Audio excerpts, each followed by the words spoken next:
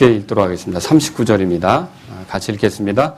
나를 보내신 아버지의 뜻은 이것이니 곧 그분께서 내게 주신 모든 것 중에서 내가 하나도 잃지 아니하고 마지막 날에 그것을 다시 일으켜 세우는 것이니라. 아멘. 잠깐 기도하겠습니다. 긍휼이 많으신 아버지, 오늘 우리가 이 자리에 주님의 자녀들로 모였습니다. 주님께서 우리에게 말씀으로 인도해 주시고 격려해 주시고 우리를 일으켜 주심에 대해서 주님을 찬양합니다. 이 말씀이 저의 삶에 크게 도전이 되고 또 제가 주님을 바라보는 데 있어서 주님의 뜻대로 걷는 데 있어서 소망이 된 것처럼 사랑하는 성도님들에게도 이 말씀의 복이 임하게 도와주옵소서. 저는 정말 부족한 사람이지만 주님의 긍휼로 여기까지 왔고 또 이 시간도 주님의 도움이 절실히 필요합니다.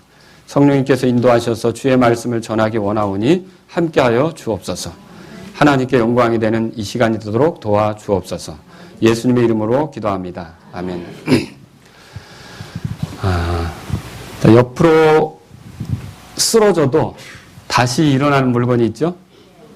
오뚜기. 제가 처음에 그걸 발견했을 때 되게 신기했어요. 제가 오뚜기 하나를 준비해왔어요. 네, 귀엽습니까? 네. 이 눈은 저희 집사람이 어제 밤새 열심히 그린 겁니다. 네. 자, 놀랍죠? 이렇게 쓰러뜨려 놔도 어떻게 해요? 다시 일어나죠. 심지어 이거를 어떻게 뒤집어 놓더라도 또 일어나죠.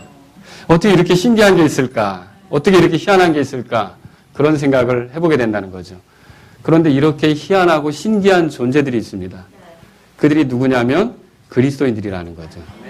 오늘 이 말씀을 보면 그걸 더 잘 알 수가 있어요. 저랑 같이 오늘 네 구절을 보려고 합니다. 네 구절을. 지금 39절 읽었습니다. 같이 한번 읽겠습니다. 39절. 시작. 나를 보내신 아버지의 뜻은 이것이니 곧 그분께서 내게 주신 모든 것 중에서 내가 하나도 잃지 아니하고 마지막 날에 그것을 다시 일으켜 세우는 것이니라. 그랬죠? 아멘. 아멘입니다. 40절 보겠습니다. 40절. 또 시작. 보내신 분의 뜻은 이것이니 곧 아들을 보고 그를 믿는 모든 자가 영존하는 생명을 얻는 것이니라. 마지막 날에 내가 그를 일으켜 세우리라 하시니라. 또 44절 보겠습니다. 나를 보내신 아버지께서 이끌지 아니하시면 아무도 내게 올 수 없나니 내가 마지막 날에 그를 일으켜 세우리라. 지금 몇 번 읽었죠? 세 번, 세 구절 읽었죠? 마지막으로 한 구절만 더 보겠습니다. 54절입니다. 같이 읽겠습니다. 누구든지 내 살을 먹고 내 피를 마시는 자는 영원한 생명을 가졌나니 마지막 날에 내가 그를 일으켜 세우리라. 아멘. 자, 저는 오늘 이 네 구절의 말씀을 통해서 몇 가지 질문을 여러분들에게 드리면서 하나님 말씀이 뭘 말하고 있는지를 여러분에게 전하도록 하겠습니다. 첫 번째 질문은 이겁니다. 지금 이 네 구절들에 똑같이 반복되고 있는 게 뭐냐는 거죠. 뭐가 반복되어 있습니까? 내가 마지막 날에 그를 일으켜 세우리라. 이런 예수님의 약속이 여기 반복되고 있다는 거죠. 이게 네 번씩이나 반복되고 있다면 예수님께서 그 점을 굉장히 강조하고 있다는 뜻입니다. 이게 얼마나 중요한 약속이냐라고 하는 거죠. 예수님께서는 사람들이 자신에게 오도록 동기를 부여하고자 이 말씀을 하셨어요. 내게 오는 자, 아버지에 이끌려서 내게 오는 자, 내 살을 먹는 자, 내 피를 마시는 자, 그들은 마지막 날에 일어날 것이다. 나를 믿는 것은 헛되지 않을 것이다라는 의미가 되겠죠. 그래서 동기를 부여하고자 이 말씀을 하시는 것으로 보입니다. 그러나 또한 분명한 것은 예수님을 구주로 믿고 받아들인 사람들을 격려하고 더 든든히 세우고자 이 말씀을 하신 것이라고 할 수 있는 거죠. 나를 믿는 자는 어떻게 한다고요? 내가 마지막 날에 그를 일으켜 세우리라. 그래서 이 말씀의 가치를 안다면 그리스도인으로서 낙심하는 일이 사라질 겁니다. 또 의심하는 일도 사라질 것입니다. 흔들리는 일도 없을 것입니다. 그리고 육신적이 되어져서 주님의 뜻과 거리가 먼 상태를 오랫동안 보내며 갈팡질팡하는 일도 사라지게 될 겁니다. 오히려 주님을 더 사랑하고 주님을 위해 헌신하며 또 주님의 말씀대로 살려고 하게 될 거라는 거죠. 그래서 이 말씀을 저랑 여러분이 같이 살펴볼 필요가 있는 거죠. 두 번째 질문은 이겁니다. 이 구절들이 말하는 유익을 누리게 될 구체적인 대상이 누구냐는 겁니다. 누가 이 유익을 누리겠습니까? 여러분 39절에 보세요. 39절에 나를 보내신 아버지의 뜻은 이것이니 곧 그분께서 내게 주신 모든 것 중에서 그랬어요. 아버지께서 내게 주신 모든 것이라는 말이에요. 아버지께서 내게 주신 모든 것. 근데 이것을 잘 풀어준 것이 요한복음 17장에 있습니다. 저랑 한번 요한복음 17장을 보도록 하겠습니다. 17장에서 여러 구절을 볼 수 있는데, 자, 여기 2절을 보겠습니다. 2절. 아버지께서 그에게 모든 육체를 다스리는 권능을 주셨사오니 이것은 아버지께서 그에게 주신 모든 자들에게 그가 영원한 생명을 주게 하려 하심이니이다. 그러면 아버지께서 내게 주신 모든 것이라는 말은 예수님을 통해 영원한 생명을 얻은 자들이에요. 또 여기 6절에 보겠습니다. 거기 보면 아버지께서 세상에서 내게 주신 사람들에게 내가 아버지의 이름을 나타내었나이다. 그들은 본래 아버지의 것이었는데 아버지께서 그들을 내게 주셨으며 그들은 뭐라고 돼 있어요? 그러면 이 사람들은 누구냐면 아버지께서 내게 주신 자들인데 아버지의 말씀을 존중하는 자들이에요. 아버지의 말씀을 가볍게 여기지 않는 자들이죠. 아버지의 말씀을 귀하게 여기는 자들이라는 겁니다. 또 여기 보겠습니다. 9절입니다. 내가 그들을 위해 기도하나이다. 내가 세상을 위해 기도하지 아니하고 아버지께서 내게 주신 자들을 위해 기도하오니. 이 말씀을 보니까 아버지께서 내게 주신 자들이라는 말은 그럼 그 사람들은 누구냐면 예수님께서 지속적으로 중보하시는 자들이에요. 예수님께서 지속적으로 그들을 위해 기도하는 자들이라는 거죠. 그런 사람들이에요. 또 여기 보겠습니다. 11절에 뭐라고 되어 있습니까? 이제 나는 세상에 더 있지 아니하오나 이들은 세상에 있사옵고 나는 아버지께로 가옵나니 거룩하신 아버지여 아버지께서 내게 주신 자들을 아버지의 이름으로 지키사 우리와 같이 그들도 뭐라고 되어 있어요? 결국 아버지께서 내게 주신 자들은 성령으로 하나가 된 자들이에요. 그러면 이런 사람들은 누구라고 할 수 있습니까? 구원받은 그리스도인이죠. 14절도 보세요. 14절에 이렇게 되어 있어요. 내가 아버지의 말씀을 그들에게 주며 세상이 그들을 미워하였사오니 이는 내가 세상에 속하지 아니한 것 같이 그들도 세상에 속하지 아니하기 때문입니다. 이렇게 아버지께서 내게 주신 자들은 세상에 속했어요? 안 속했어요? 세상으로부터 구별되어져 하나님께 속한 자들이 아버지께서 내게 주신 자들이에요. 그러면 이런 사람들은 누굽니까? 24절에 보세요. 24절에는 또 이렇게 됩니다. 아버지의 원하건대 아버지께서 내게 주신 자들도 내가 있는 곳에 나와 함께 있어. 아버지께서 내게 주신 자들은 장차 어디로 간단 말입니까? 예수님께서 계신 곳에 있게 된다는 거죠. 그분의 영광을 보게 되는 거예요. 아버지께서 창세전에 나를 사랑하셨으므로 내게 주신 나의 영광을 그들이 보게 하옵소서. 예수님의 영광을 보고 예수님의 영광에 취하게 되고 예수님의 영광에 빠져들게 되고 예수님과 함께 영원히 있게 될 사람들 그들이 아버지께서 내게 주신 자들이에요. 그럼 여기서 결론적으로 얘기하면 이렇게 마지막 날에 일으켜 세움을 받는 자들은 누구냐면 예수 그리스도를 믿고 구원받은 자들이에요. 여러분 예수 그리스도를 믿고 구원받으셨습니까? 그럼 여러분들이 마지막 날에 일으켜 세워진다는 걸 믿으시기 바랍니다. 그래서 오늘 본문으로 돌아가 보십시오. 요한복음 6장 44절에서는 6장 40절에서는 나를 보내신 분의 뜻은 이것이니 곧 아들을 보고 그를 믿는 모든 자 그렇게 돼 있어요. 그러니까 아들이신 예수님을 보고 예수님을 믿는 자가 바로 영원한 생명을 가진 자가 바로 마지막 날에 일으켜 세움을 받을 자들이다. 라고 하는 것입니다. 또 44절에 보세요. 그들은 또한 아버지께서 이끄셔서 예수님께 나온 사람들인데 이 사람들은 하나님의 은혜로 그들의 노력으로가 아니라 아버지께서 이끄셔서 하나님의 은혜로 구원받은 자들이다. 이렇게 말하고 있다는 거죠. 또 54절에 보세요. 54절에 그들은 또한 예수님의 살을 먹고 예수님의 피를 마신 자들을 말합니다. 다시 말해 죄들의 용서를 위해서 예수님께서 십자가에서 치르신 희생을 죽음을 피 흘림을 자기의 것으로 자기를 위한 것으로 믿고 받아들인 사람들이 결국 마지막 날에 일으켜 세움을 받을 자들이라는 걸 예수님께서 말씀하시고 있다는 거죠. 그러면 여러분은 명백하게 예수님을 통해 구원받은 사람들이 맞습니까? 그러면 마지막 날에 일으켜 세워질 것을 믿으십니까? 이렇게 세우시는 일이 있을 거예요. 세 번째 질문은 이것입니다. 마지막에 일으켜 세워진다는 것이 무슨 의미냐는 거죠. 마지막에 일으켜 세워진다는 게 무슨 의미냐는 거죠. 현재 우리가 어떠한 형편에 있든지 마지막은 분명한데 그분이 우리를 일으키십니다. 자, 이 일으켜 세워짐이 강조된 것은요.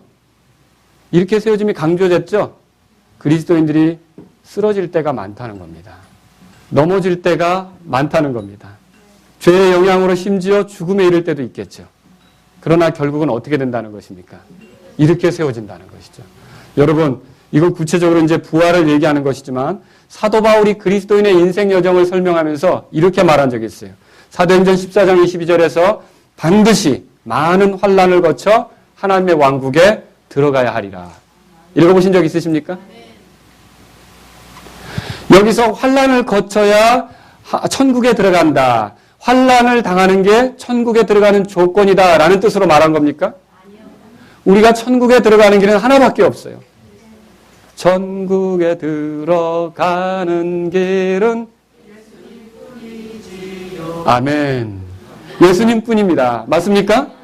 예수님을 통해서, 예수님을 믿어 그 하나님의 은혜로 우리의 죄들을 용서해 주시고 자신의 자녀로 삼아주시는 하나님의 은혜로 우리가 구원받고 천국에 들어가는 거죠. 그러나 천국에 들어가게 될 사람들은요, 많은 환난을 거쳐야 된다고 돼 있어요. 그럼 뭡니까? 이미 구원받은 우리가 천국에 들어가기까지의 과정이 쉽지 않다는 뜻입니다. 철로 역정을 쓴 존 번연도요, 철로 역정이라는 책에서 크리스찬이 가는 과정을 어떻게 설명했냐면 그 크리스찬이 가는 과정에 절망의 수렁이 있다고 했어요. 고난의 산이 있다고 그랬어요. 사망의 음침한 골짜기가 있다고 그랬어요. 의심의 수렁이 있다고 그랬어요. 실수의 벼랑이 있다고 그랬어요. 그럼 이건 뭘 말하는 겁니까? 그리스도인들의 가는 길이 순탄하다고요? 정말 많은 환난이 있고 어려움이 있다는 걸 말해주고 있다는 거죠. 실제로 교회에서 경배 드릴 때는 즐거웠어요. 근데 집에 가니까 믿지 않는 자녀들 때문에 갈등 있는 분들이 있습니다. 집에서 경배 드릴 때는 좋았어요. 집에 가니까 믿지 않는 시어머니가 왜 그렇게 귀찮게 하고 간섭하는지. 그런 분들 있으십니까? 살짝 잉크해 보세요.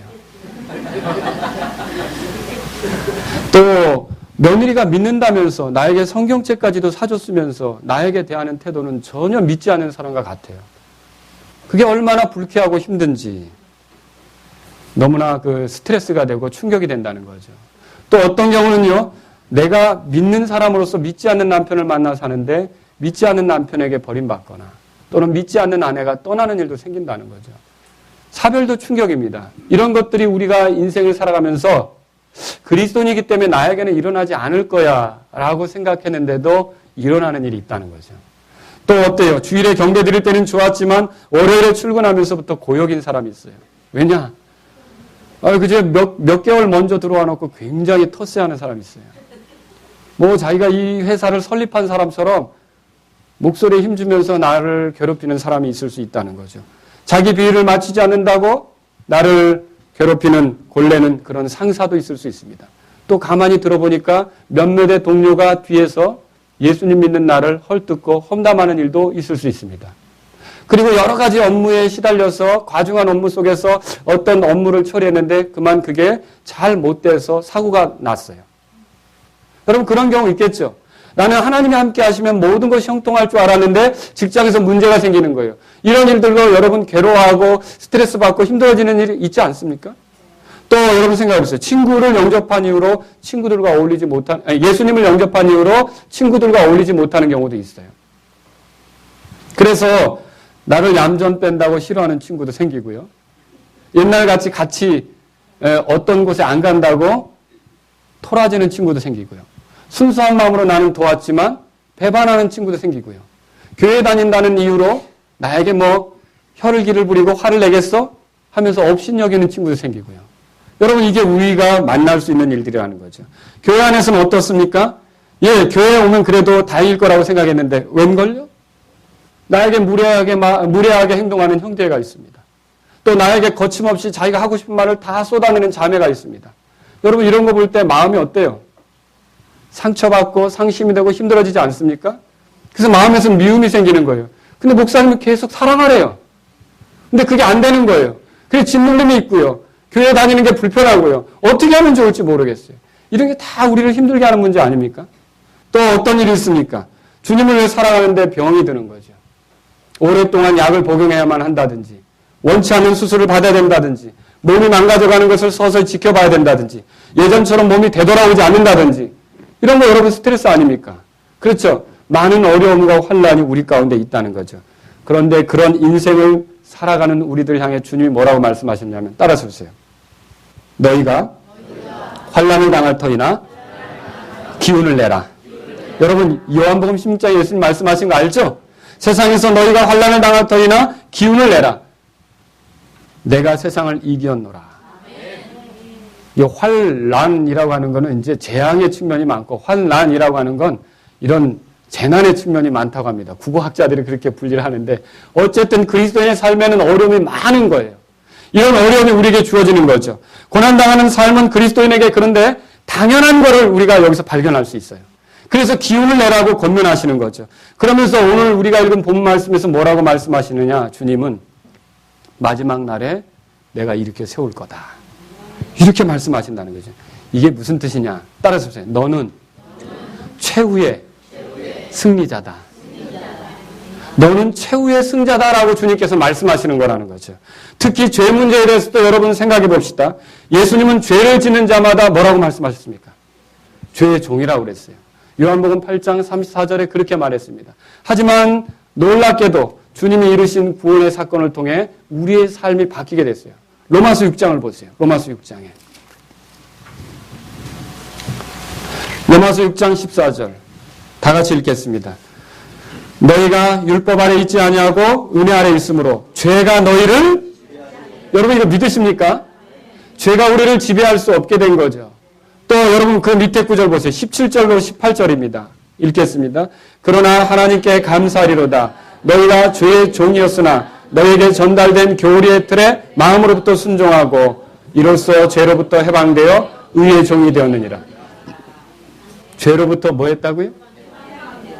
얼마나 놀라운 일입니까? 또 한 번 더 말해요. 22절 보세요. 계속 반복해서 말하는 거예요. 22절 시작. 그러나 이제는 너희가 죄로부터 해방되고 하나님께 종이 되어 거룩함에 이르는 너희 열매를 얻었으니 그 끝은 영존하는 생명이니라. 이 구절들이 모두 우리에게 뭘 말합니까? 우리가 죄로부터 해방되었다는 걸 말합니다. 그럼에도 불구하고 죄는 여전히 우리 안에 남아있죠? 사라지지 않았죠? 그래서 어떻게 합니까? 하나님의 뜻대로 살려고 하는 우리를 종종 방해할 때가 있어요. 육신을 자극해서 자기 지배 아래로 들어가도록, 자기 영향을 받도록 그렇게 우리를 속이려 들 때가 있다는 것이죠. 물론 우리가 죄를 이길 때도 있습니다. 죄와 싸워서 승리할 때도 있습니다. 죄를 죽이려고 애를 쓰며 죄가 있지만 전혀 어떤 활동을 못하도록 그렇게 우리가 할 수도 있습니다. 그런데 죄의 속임수를 간파해내는 경우도 있고 죄의 유혹을 피해 달아나는 경우도 있고 죄가 은폐한 사실들을 들추면서 거기서 까불지 마, 나를 괴롭히지 마 하면서 내가 죄와 맞서서 힘있게 나가는 때도 있지만 항상 그렇지는 않다는 거죠. 여러분 어떻습니까? 똑같은 죄를 반복하는 경우도 있죠.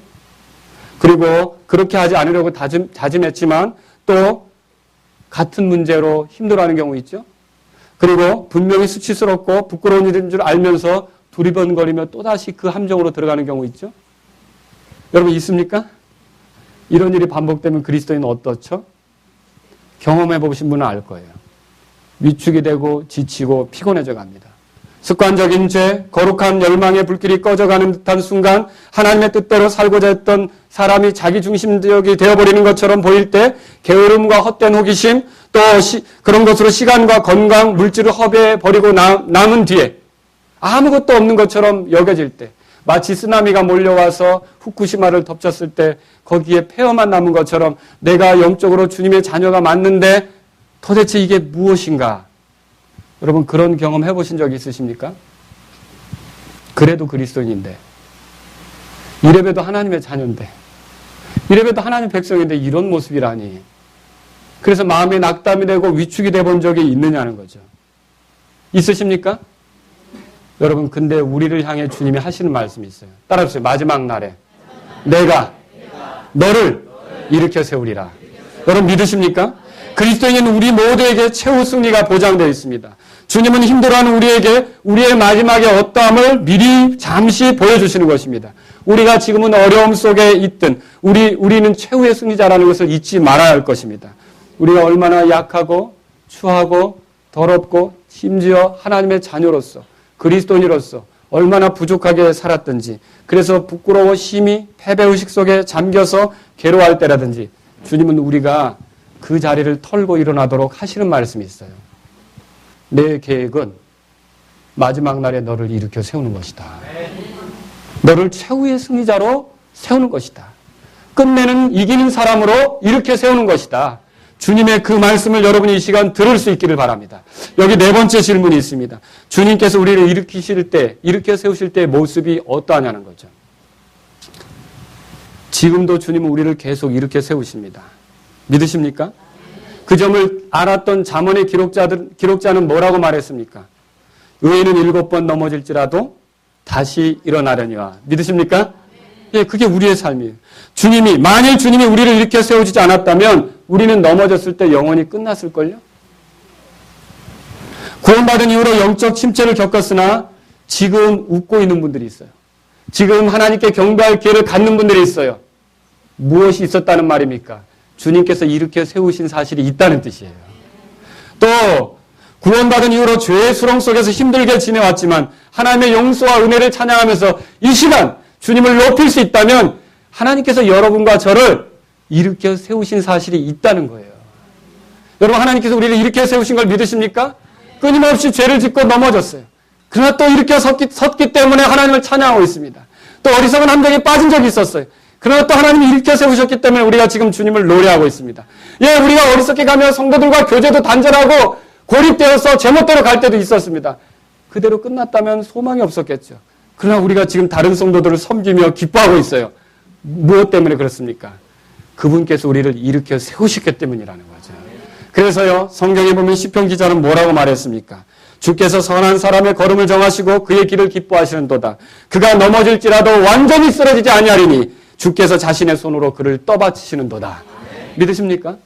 완전히 쓰러지지 않는다는 말이 뭡니까? 예, 완전히 쓰러지지 않는다는 말은 주께서 일으켜 세우신다는 말이에요. 계속해서 일으켜 세우시는 주님을 찬양하시기 바랍니다. 마지막 때도 주님은 우리를 일으켜 세우실 것입니다. 그때 우리가 일어날 때, 일으켜 세워질 때 우리의 모습이 어떨까요? 현재 이 땅에 사는 동안 우리는 질병으로 인해 많은 고통을 받았습니다. 그런데 마지막 날에 주님께서 일으켜 세우실 때 질병은 더 이상 우리를 괴롭게 할 수 없습니다. 지난주에도 그 전주에도 우리 성도들의 기도 제목을 보면 아파서 기도하는 게 왜 그렇게 많은지. 그렇죠? 그런데 그때 주님께서 일으켜 세우실 때는요, 마지막에 일으켜 세우실 때는요, 다시는 쓰러지지 않는 그 마지막이에요. 다시는 쓰러지지 않는 그 마지막이에요. 그때 주님께서 일으켜 세우시면요, 다시는 쓰러지지 않는 거예요. 근데 그때는 어떻게 되는 것입니까? 약을 먹을 필요도 없습니다. 의사를 찾아갈 필요도 없습니다. 병원을 예약할 필요도 없습니다. 건강검진 받겠다고 줄을 쓸 필요도 없습니다. 어떤 수술을 위해 긴장할 필요도 없습니다. 심지어 죽지도 않습니다. 사망이 우리를 지배하지도 못합니다. 장례식장 필요 없습니다. 우리를 위한 부고장 필요 없습니다. 영원히 사는 우리로서 죽음과 상관없이 일어나게 되는 걸 믿으시기 바랍니다. 예수님을 믿는 사람의 마지막 때 주님께서 일으키실 때 일으켜 세워지면 바로 그런 형편에 처해지게 된다는 거죠. 현재 이 땅에 사는 동안 죄는 우리에게 영향력을 행사해 왔습니다. 우리를 위축시키고 우리를 괴롭게 할 때가 얼마나 많습니까? 그러나 마지막 날에 주님이 우리를 일으켜 세우실 때 죄는 더 이상 우리를 흔들지 못합니다. 그 현란한 속임수가 우리에게 통하지 않습니다. 그 교묘한 은신술이 우리에게 통하지 않습니다. 그의 강력한 힘도 우리에게는 아무것도 아닙니다. 어째서 그렇습니까? 우리의 몸이 누구의 몸처럼 되는 겁니까? 죄를 알지도 못하고 죄를 짓지도 못하는 예수님의 몸처럼 된다는 걸 믿으시기 바랍니다. 그때 우리가 거룩함만을 추구하는 온전한 존재가 될 거라는 거죠. 그래서 사도 요한은 뭐라고 말했습니까? 요한일서 3장 2절에 보면 사랑하는 자들아 이제 우리는 하나님의 아들들이니라. 우리가 앞으로 어떻게 될지는 아직 나타나지 않았을 때 그분께서 나타나시면 우리가 그분과 같게 될 줄 아노니. 여러분 믿으십니까? 이는 우리가 그분을 지금 계시는 그대로 볼 것이기 때문이라. 요한일서 3장 5절에는 그분을 뭐라고 표현했냐면 죄 없으신 예수님이라고 했어요. 근데 우리가 그분과 같게 된다는 말은 무슨 뜻입니까? 죄 없는, 죄가 영향을 미치지 못하는, 죄를 짓지 않는. 여러분 얼마나 그 순간이 기다려집니까? 지금은 우리 자주 넘어집니다. 이런 일로 죄를 짓습니다. 또 혈기를 부립니다. 또 하나님의 뜻대로 걷지 못합니다. 또 욕심을 부립니다. 또 자기 알아달라고 합니다. 그러나 우리는 마침내 어떻게 될 겁니까? 일어서겠죠. 그리고 마지막 때 일어나면 다시는 안 꺾이는, 다시는 안 넘어지는 여러분 그런 날이 저와 여러분들에게 있다는 걸 믿으시기 바랍니다. 현재 이 땅에 사는 동안 우리를 괴롭게 했던 사람들 그때 더 이상 우리를 괴롭게 하지 못합니다. 현재 이 땅에 살면서 겪었던 불편하다고 여긴 법들, 또 제도들, 어떤 문화들, 관습들 이런 거 그때 우리 괴롭힐 수 있겠습니까? 예, 더 이상 필요 없습니다. 사탄은요, 사탄조차도 우리를 어찌할 수 없는 그런 존재가 되는 것입니다. 영들은 오히려 우리를 섬기는 존재가 될 것입니다. 얼마나 놀라운 은혜입니까? 여러분과 제가 마지막 때 이렇게 세워진다면 그런 형편에 처해진다는 사실을 알고 주님을 찬양하시기 바랍니다. 다섯 번째로 드리고 싶은 질문이 있습니다. 이게 누가 계획한 일이냐는 거죠. 오늘 본문의 말씀 보십시오. 39절입니다. 39절. 요한복음 6장 39절에 나를 보내신 아버지의 뜻은 이것이니 누구의 뜻이라고요? 40절에 보세요. 40절에 뭐라고 써 있습니까? 나를 보내신 분의 뜻은 이것이니 누구의 뜻이라고요? 예수 그리스도를 이 땅에 보내신 하나님의 뜻이에요. 하나님의 뜻입니다. 도대체 누가 하나님의 뜻을 거스릴 수 있습니까? 지금 우리가 질병을 겪고 있든지 환난 가운데 있든지 죄와 싸움으로 신음하고 있든지 그것들로 인해 얼마나 낙담하고 있든지 위축되어 있든지 기억하십시오. 예수님은 우리에게 말씀하셨습니다. 내가 마지막 날에 나를 믿는 그를 일으켜 세우리라. 그리고 이게 누구의 뜻이라고요? 아버지의 뜻이에요. 그때 죄가 더 이상 다스릴 수 없고 사망이 다스릴 수 없고 사탄의 권세가 우리를 흔들 수 없는 그런 형편에 처해지게 되겠죠. 고린도전서 15장 보세요. 고린도전서 15장.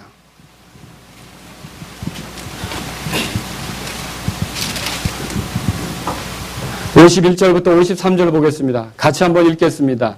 보라, 내가 너에게 한 가지 신비를 알리노니 우리가 다 잠자지 아니하고 마지막 나팔 소리가 날 때 눈 깜짝할 사이에 순식간에 다 변화되리라. 아멘. 여러분, 예수님께서 공중으로 이제 오실 때가 있어요. 그때 믿는 성도들이 어떻게 되는 겁니까? 지금 눈 깜짝하신 분 계시죠? 바로 그런 짧은 순간에, 순식간에 어떻게 되는 거예요? 다 변화되는 거예요. 다시는 쓰러지지 않는 존재로, 최후의 승리를 얻은 존재로 확고히 서게 되는 그 시점이 있다는 걸 믿으시기 바랍니다. 52절 보세요. 나팔 소리가 나며 죽은 자들이 썩지 아니할 것으로 일어나고 우리가 변화되리니. 예수님 믿다가 죽은 사람들, 예수님 믿다가 병들어서 죽은 사람들, 예수님 믿다가 사고 만나서 죽은 사람들, 예수님 믿다가 힘없이 죽은 사람들도 다 어떻게 된다고요? 이렇게 세우신다고 그랬어요. 우리는요, 살아있는 우리는요, 예, 변화된다고 그렇게 말하고 있습니다. 54절 보겠습니다. 그리하여 이 썩을 것이 썩지 아니함을 입고, 믿으십니까? 이 죽을 것이 뭐라고요? 죽지 아니함을 입을 때에는 기록된 바 사망이 승리 가운데서 삼켜지리라 하신 말씀들이 성취되리라. 우리가 승리자로서 사망을 삼키는 경험이 뭔지를 명백하게 보게 될 거라는 거죠. 이게 우리에게 있어요. 여러분, 놀라운 일 아닙니까? 죄가 우리를 극심하게 괴롭혔던 게 사실이에요. 죄를 짓고 넘어져서 심히 괴로웠던 것이 사실이에요. 여러분, 형제를 미워한 가인의 모습이 내 안에서 발견될 때, 아내를 가볍게 여긴 아브라함의 모습이 발견될 때, 또 형제를 속이고 아버지를 속이는 그런 간사한 모습이 야곱의 모습이 내 안에서 발견될 때, 또 편애하는 이삭의 모습이 내 안에서 발견될 때, 불평하는 이스라엘 모습이 내 안에서 발견될 때, 육신의 잠에 빠져들어서 일어나지 못하는 삼손의 모습이 내 안에서 발견될 때, 간음하는 다윗의 모습이 내 안에서 발견될 때, 때때로 잠깐이라도 교만했던 히스기야의 모습이 내 안에서 나타날 때, 또 하나님을 온전한 마음으로 따르지 못했던 아마시아의 모습이 내 안에서 나타날 때, 혈기 부리고 담대히 장담만 했던 베드로의 모습이 내 안에 나타날 때, 또 의심하고 낙심하며 있었던 도마의 모습이 내 안에 나타날 때, 또 세상을 사랑하는 데마의 모습이 내 안에 나타날 때, 나는 얼마나 슬프고 낙심이 되는 적이 많습니까? 그렇죠? 그런데 여러분, 우리가 그렇게 울고 신음하고 괴로워했던 것이 사실이지만 주님은 우리에게 말씀하십니다. 내가 마지막 날에 그를 일으켜 세우리라. 여러분, 믿으시기 바랍니다. 이렇게 세우되 예수님과 같은 모습, 죄 없는 모습, 거룩한 모습, 건강한 모습, 사망이 지배하지 못하는 모습으로 우리를 일으켜 세우신다는 사실로 인해 오늘 이 시간 여러분은 주님을 찬양할 충분한 이유가 있는 겁니다. 주님을 찬양할 충분한 이유가 있어요. 여섯 번째 질문입니다. 그리스도인 중에 이 일으켜 세워지는 일에서 제외될 사람 있습니까? 오늘 여기 고린도전서 15장에서도요, 51절에 보니까 눈 깜짝할 사이 순식간에 뭐라고 돼 있어요? 다 변화된다고 써 있어요.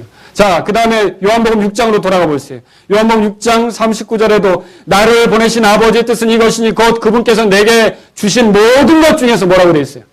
내가 하나도 잃지 아니하고. 마지막 날 일으켜 세우는 게 하나님의 뜻이라는 거죠. 저는 종종 그런 질문을 받을 때가 있어요. 목사님, 구원받은 이후로 제 삶은 형편없었습니다. 그런데 제가 이렇게 세워질 수 있을까요? 걱정하지 마십시오. 하나도 잃지 않는 것이 하나님의 뜻입니다. 누구도 제외되지 않습니다. 그러므로 마음을 새롭게 해서 더 열심히 주님을 사랑하고 섬길 수 있기를 주의 이름으로 바랍니다. 저는 또 이렇게 됐습니다. 목사님, 너무 초라한 삶을 살았어요. 주님을 위해 해놓은 것이 없어요. 걱정하지 마십시오. 그런 사람도 주님은 소외시키지 않습니다. 분명히 마지막 날에 일으켜 세울 때 그 사람도 일으켜 세운단 말입니다. 그러므로 지금부터라도 주님을 선택하는 삶을 사시기를 주의 이름으로 바랍니다. 또 어떤 사람이 이렇게 말할 수 있죠. 목사님, 저의 어리석음은 이루 말할 수가 없습니다. 왜 그렇게 못된 습관을 반복했는지 내가 생각해도 아주 치가 떨립니다. 그런데도 저를 이렇게 세우실까요? 걱정하지 마십시오. 예수님께서는 자신의 죽음과 피의 공로를 의지하는 사람을 절대로 열애시키지 않습니다. 그러므로 육신에게 기회를 주지 말고 죄에게 어떤 허가장을 주지 말고 그가 활동하도록 놔주지 말고 우리가 적극적으로 죄와 싸워서 나아가는 그런 성도들이 될 수 있기를 주의 이름으로 바랍니다. 목사님, 하나님의 은혜를 알면서 얼마나 어리석게 걸었는지 주님을 뵐 면목이 없습니다. 그런 나도 주님께서 이렇게 세우실까요? 여러분 걱정하지 마십시오. 그분을 믿는 자들 중에 하나도 잃지 않는 것이 하나님의 뜻입니다. 이 하나님의 뜻을 거스릴 수 있겠습니까? 그래서 여러분께 말씀드립니다. 그러므로 하나님께 지혜를 구하고 주님을 두려워함으로 이 나그네 때를 보내실 수 있기를 주의 이름으로 바랍니다. 그게 우리의 삶이 되어야 된다는 거죠. 7번째 질문이 있습니다. 그러면 누가 이렇게 세우느냐는 거죠. 누가 이렇게 세웁니까? 39절에 보세요. 이게 누가 하는 말씀들을 제가 여러분에게 소개한 겁니까? 예수님이 하신 말씀을 소개한 거예요. 이 문장을 잘 보면 이런 얘기예요. 내가, 예수님이 그러네. 내가 하나도 잃지 아니하고 마지막 날에 그것을 다시 일으켜 세우는 것이니라. 누가 이렇게 세운다고요? 40절에 보세요. 거기도 마찬가지예요. 누가 그 일을 합니까? 내가 누구예요? 예수님이죠. 44절은요. 누굽니까? 역시 예수님이에요. 54절에는요. 마지막 날에 내가 그를 일으켜 세우리라. 내가 누굽니까? 예수님이에요. 누가 우리를 마지막 날에 일으켜 세우십니까? 전에 죽었으나 지금은 살아계신 바로 그분입니다. 또 영원히 하나님이시며 영원히 사람이 되신 그분이십니다. 왕들의 왕이시고 주들의 주이신 그분이십니다. 만물의 창조주이시고 주권자이시고 심판자이신 그분이십니다. 또 모든 무릎이 꿇게 될 바로 그분이십니다. 모든 입으로 주라고 고백해야 될 바로 그분이십니다. 누구십니까? 예수 그리스도이십니다. 죄를 이기신 그분이십니다. 사망 권세를 이기신 그분입니다. 사탄의 권세를 정복하신 그분입니다. 누가 그분 앞에서 그분의 하는 일을 저지할 수 있습니까? 그분이 친히 뭐 한다고요? 여러 가지 바람에 의해서 아니면 힘에 의해서 쓰러졌지만 그분이 오셔서 모든 걸 치우게 하시고 다시 일으켜 세우신다는 걸 믿으시기 바랍니다. 누가 이렇게 세우시는 거예요? 예수 그리스도 강력한 통치자, 왕들의 왕, 최고의 주권자, 모든 이들이 무릎을 꿇어야 그 예수 그리스도가 저 여러분들을 일으켜 세우실 걸 믿으시기 바랍니다. 그분이 우리를 확실히 일으키실 거라는 거죠. 얼마나 확실한 미래입니까? 주님을 찬양하십시오. 우리가 그런 삶으로 나아가고 있다는 거예요. 마지막 질문 하나 생각해 봅시다. 8번째 질문인데 왜 일으켜 세운다는 표현을 썼느냐는 거죠. 사실 예수님이 이 땅에 오셨을 때 죄인을 살리려고 오셨어요. 요한일서 4장 9절에 하나님께서 자신의 독생자를 세상에 보내사 우리가 그분을 통해 살게 하셨나니 이것 안에서 하나님의 사랑이 우리를 향해 나타났느니라. 하나님께서 예수님을 이 땅에 보내신 목적, 그게 뭡니까? 우리를 살리시는 거예요. 살리시는 건 맞습니까? 그래서 에베소 2장 1절에 뭐라고 그랬어요? 또한 범법과 죄들 가운데 죽었던 너희를 뭐 했다고요? 살리셨다고. 그리고 이렇게 살아난 사람 안에 이미 영존한 생명이 있습니까? 영원한 생명이 있습니까? 그래서 요한복음 6장 57절에 보세요. 거기 오늘 그 밑으로 내려가 보면 살아계신 아버지께서 나를 보내심에 내가 아버지로 말미암아 사는 것 같이 나를 먹는 사람도 뭐라고 돼 있어요? 영원한 생명을 가지신 영원한 생명이신 예수님으로 인해서 산다는 말이죠. 그럼 우리 안에 뭐가 있다는 뜻이에요? 영원한 생명이 있다는 것이죠. 저는 이 네 구절을 다 살펴볼 때 마지막 날에 내가 그를 살리리라 이렇게 안 돼 있다는 게 놀랍습니다. 마지막 날에 내가 그를 살리리라. 살린다라는 영어 단어가 따로 있습니다. 근데 그 단어를 안 쓰고요. 일으켜 세운다고 그랬어요. 그럼 이건 무엇을 말하는 겁니까? 이미 저와 여러분들은 영원히 살아있습니다. 우리가 죄의 영향으로 죽음을 경험하고 잠시 누워있는 것이죠. 썩어가는 것이죠. 그러나 우리는 살아있습니다. 그렇기 때문에 이렇게 세운다는 말을 쓴 겁니다. 우리가 살아있고 생명이 있는 존재라는 거죠.